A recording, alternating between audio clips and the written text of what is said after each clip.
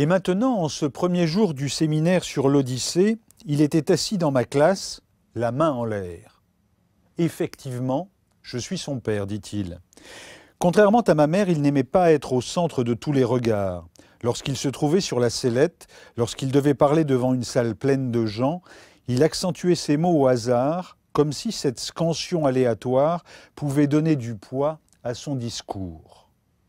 Je suis le cours de Dan. Quelques étudiants s'amusèrent de l'entendre m'appeler par mon prénom, parce que j'ai eu envie de relire les classiques que j'avais lus au lycée. C'est pendant la Seconde Guerre mondiale, dans les années 1940. Il resserra les lèvres, souriant pour lui-même. Pour la plupart d'entre vous, vos parents n'étaient pas nés à l'époque. Il inclina son crâne, luisant dans ma direction. Je connaissais tout ça bien avant lui. Les étudiants étouffèrent d'étouffement.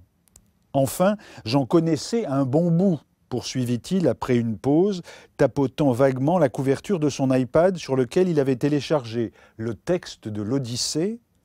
J'ai lu Ovide en latin.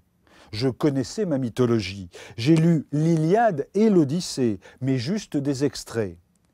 Alors je me suis dit que maintenant, j'allais les lire à fond.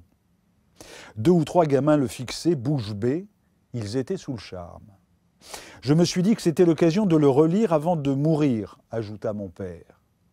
Puis il me désigna à nouveau d'un geste désabusé, et son visage s'anima d'une expression, les yeux plissés, les lèvres pincées, les commissures des lèvres baissées, hochant imperceptiblement le front étroit et luisant en parlant, comme pour se convaincre de la réalité de ce qu'il disait ou entendait, une expression dans laquelle quelqu'un qui ne le connaissait pas aurait pu voir de l'humour, mais je le connaissais.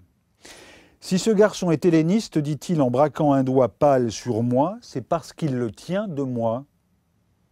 J'affectai un air amusé en refermant mon cartable, geste que les étudiants interprétèrent comme le signal du départ.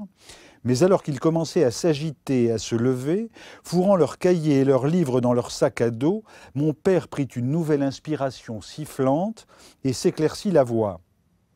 Je me retournai vers lui, et là, juste, je sus ce qu'il allait dire.